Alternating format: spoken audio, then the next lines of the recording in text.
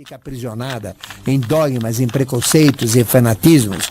E dentro dessa cadeia de dogmas, preconceitos, fanatismos, a gente então não realiza a meta de vida e não desenvolve as capacitações mentais como realmente deveríamos desenvolver e deveríamos usufruir.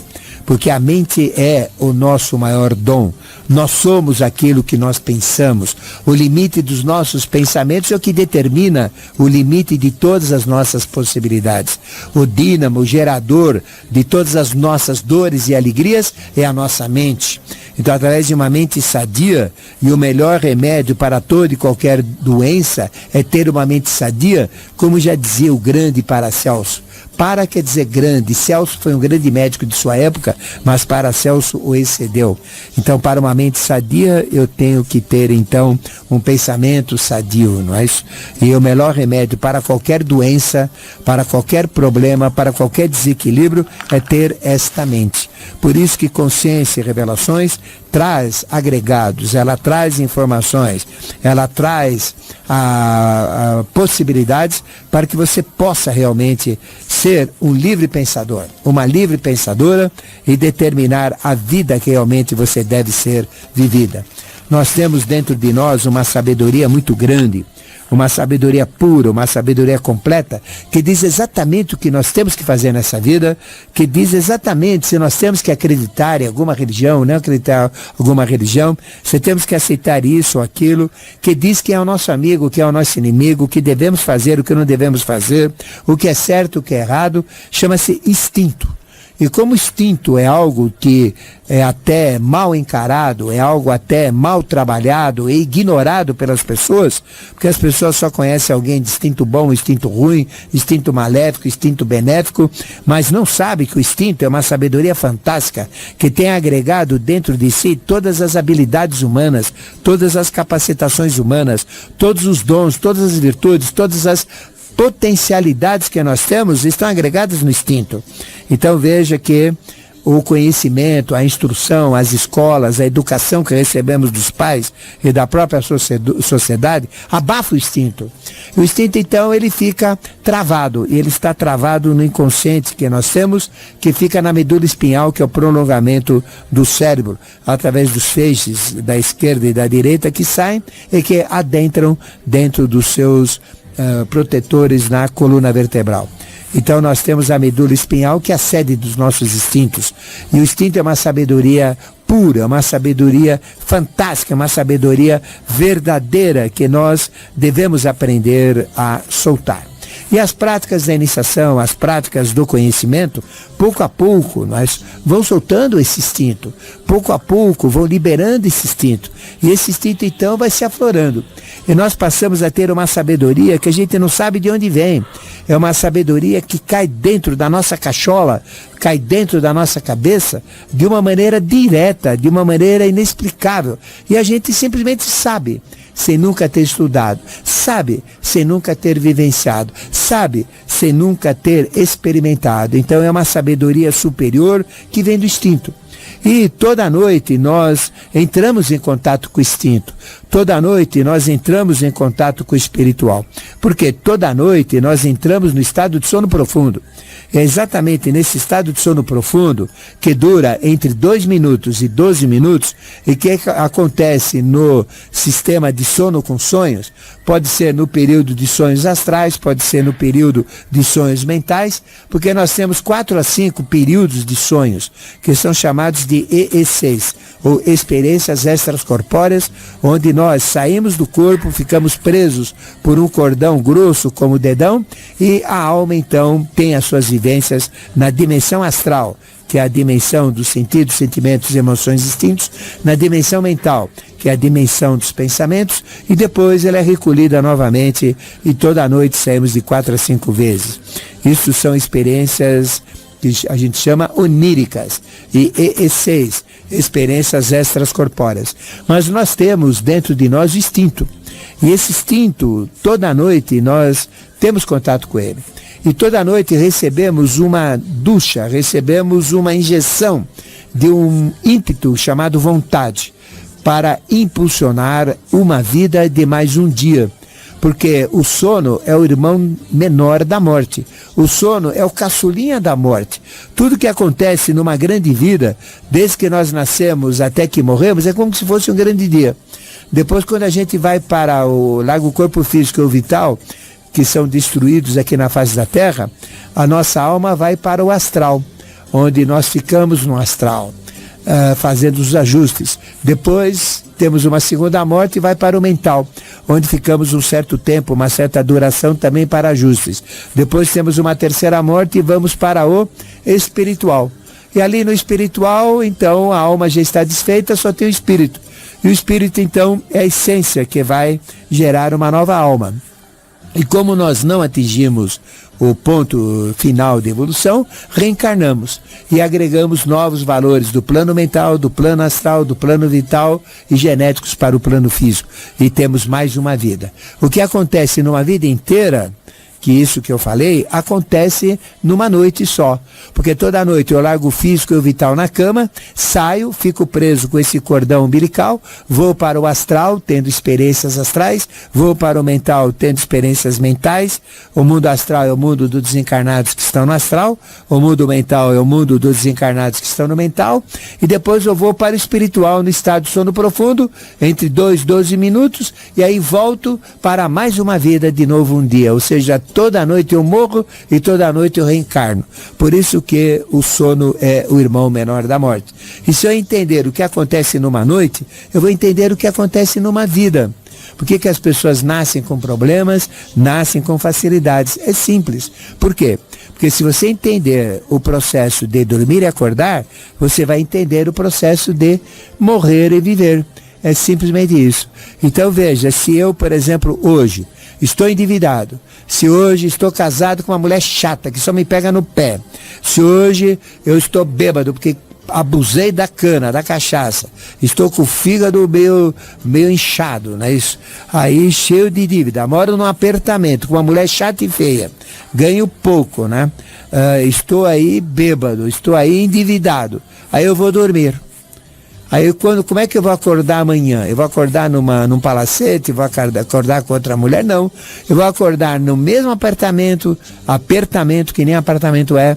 Eu vou acordar com dívida, meu fígado vai estar latejando por causa da cachaça que eu tomei no dia anterior, a minha dívida aumentou, o meu problema é maior, e assim vai. Mas se durante aquele dia, por exemplo, eu conseguir fazer o jogo do bicho, ganhar uma bela de uma grana, ou então ganho na loteria, vou lá e recebo o prêmio, né? Aí o que acontece? Compro logo já um apartamento à vista, aí já pago minhas dívidas, aí eu vou aplicar meu dinheiro para ter retornos, aí pego a minha mulher com 50 anos, falei, se você não valer por duas de 25 eu te troco, né? Por duas de 25, aí eu dou um banho de boutique, aí ela vai ficar boazinha, vai ficar feliz, aí eu não vou não vou tomar mais aquela cachaça desgraçada lá feito no alambique do capeta, mas aí se agora eu vou tomar uma bebida gostosa, um vinho de boa qualidade, né? Com a minha comida de boa qualidade e não um churrasquinho de gato ali na esquina. Então veja, aí então como é que eu vou dormir essa noite? Diferente. Como é que eu vou acordar no dia seguinte? Com a mesma mulher caprichada, melhorada, com dinheiro na poupança e no banco, na aplicação, saudável, porque eu comi bem, bebi bem, né? Aquilo que é agregado, com uma mulher bem carinhosa, né? Porque agora ela é mais carinhosa, porque senão ela sabe que eu troco a de 50 por 2 de 25, né? Brincando, né? Isso, lógico, né? Então veja, o que está acontecendo, né? Entre ontem, né? E amanhã, o que é o hoje, mas ontem eu não posso mudar, mas hoje eu posso mudar e amanhã vai ser diferente. Então isso é o que acontece numa vida inteira. Então veja que essa consciência é muito importante. E toda noite, portanto, nós entramos no espiritual. Toda noite nós entramos no estado de sono profundo, num período de 2 a 12 minutos, que pode e também deve ser esticado, porque quanto mais esticado, mais espiritualizado eu vou ser. Quanto mais eu esticar nesse período, maior é a liberação do conhecimento distinto que eu tenho, que vai vir à minha consciência física. Quanto mais eu ficar nesse estado, maior vai ser a liberação de dons, faculdades, potencialidades, virtudes e habilidades, não é isso? Então veja que o estado de sono profundo é fundamental. E é ali que eu recebo o impulso desta vontade. E essa vontade é muito importante. Então veja que a nossa potencialização pessoal, a nossa potencialização mental, ela requer um sono reparador, não é isso? E nós sonhamos com aquilo que nós vivenciamos durante o dia. Por que as pessoas têm sonhos ruins? Por que as pessoas têm pesadelos? Sonham que estão sendo perseguidas, sonham que estão em lugares assim, dantescos, horríveis, sofredores, ou então sonhos que estão em lugares maravilhosos, em situações maravilhosas, em cima do seu estado de ser. Porque os sonhos que a gente tem, eles dão um alívio a toda a nossa carga psíquica, e a gente sonha para não ficar doentes, a gente sonha com um monte de motivos e um monte de necessidades. Então a gente tem sonhos de compensação, né? Para compensar aquilo que eu não consigo durante o dia, durante o período de vigília. A gente tem sonhos de equilíbrio para equilibrar as nossas forças emocionais e descarregar os excessos acumulados de cargas emocionais. A gente tem sonhos de reparadores também, que vão reparar toda a nossa fisiologia para restabelecer, que são sonhos curativos. Nós temos sonhos também proféticos, nós temos sonhos simbólicos, nós temos muitos sonhos que acontecem durante o período da noite, não é? E sonhar é realizar o futuro. Quem não sonha, não realiza o futuro. Por isso que é importante a gente ter metas, a gente ter essa capacidade mental de mudar a nossa vida, de mudar as nossas potencialidades. E dormir é exatamente o complemento. Nós dormimos 1/3 de nossa vida e ficamos acordados 2/3 de nossa vida.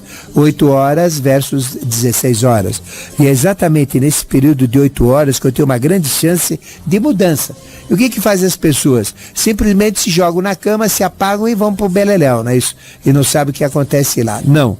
Então, antes de dormir, eu tenho que me preparar. Eu tenho que dormir com bons sentimentos, boas emoções, e também saber que durante o sono eu vou ter compensações, eu vou ter equilíbrios, eu vou ter ajustes, eu posso ter sonhos premonitórios, sonhos de aviso, sonhos mentais de resolução de problemas. Então veja, é uma questão de uma conexão melhor com tudo isso. E isso então vai mudando a minha capacidade mental, isso vai mudando a minha visão em cima da vida. Por isso que sonhar é realizar o futuro. Quem não sonha com uma nova casa, com uma casa melhor, não realiza.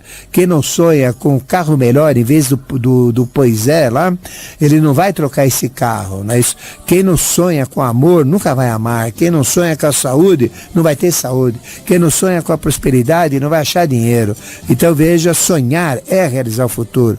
Então nós temos que ser sonhadores, mas não ficar só no sonho. É sonhar e realizar, não é isso? É entrar no sonho, interagir no sonho e fazer acontecer. Por isso que temos que sonhar sim com uma vida melhor, temos que sonhar com amor, com alegria, com a felicidade, temos que sonhar com um futuro melhor para os nossos filhos, temos que sonhar com a ordem e progresso estampada na nossa bandeira, ao invés da desordem e atraso que nós temos aqui a nível nacional. Então nós temos que assumir a brasilidade e fazer a bandeira brasileira não só vibrar quando joga Brasil e Argentina, ou Brasil e outro país, mas vibrar normalmente, trepidar todo dia como ordem e progresso, colocando ordem nos pensamentos, ordem nos sentimentos, ordem nos negócios, ordem na fábrica, ordem no trabalho, ordem nas emoções e progresso, porque o progresso realmente é sair de uma situação para uma situação melhorada, uma situação otimizada, uma situação melhor, não é isso?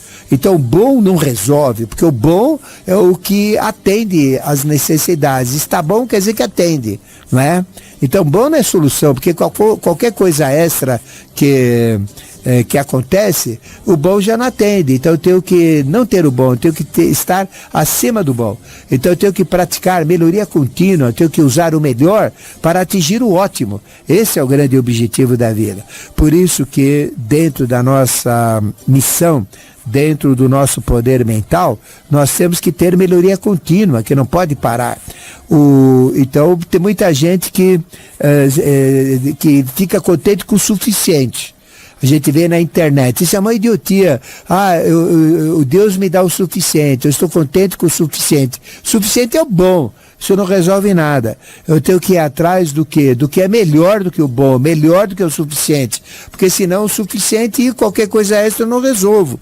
Por isso que eu tenho que buscar trabalhar o melhor. Eu tenho que ser o melhor homem, uma melhor mulher, o melhor pai, o melhor cidadão, o melhor patrão, o melhor empregado. Eu tenho que ser melhor em tudo para poder otimizar a minha vida e chegar aos níveis do ótimo e também aos níveis da excelência. Então veja que tudo o que eu falei são regras, são bases onde o nosso poder mental muda. Nós somos aquilo que nós pensamos. Se nós pensamos que somos ricos, seremos. Se pensamos que temos sorte, teremos. Se somos bonitos, seremos. Se que temos sucesso, teremos também. Então, o dínamo gerador de nossas dores e alegrias é a nossa mente. Então, a mente que gera toda a nossa felicidade e toda a nossa infelicidade. O limite dos nossos pensamentos é o limite das nossas possibilidades. Por isso que os nossos pensamentos têm que ser livres, sem dogmas, sem preconceitos, para poder ultrapassar todas as barreiras e todos os currais do fanatismo, da ignorância e do preconceito.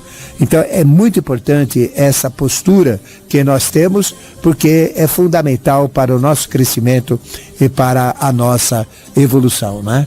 Então é importante essas falas e tudo isso que eu passei para você muda a sua vida, não é?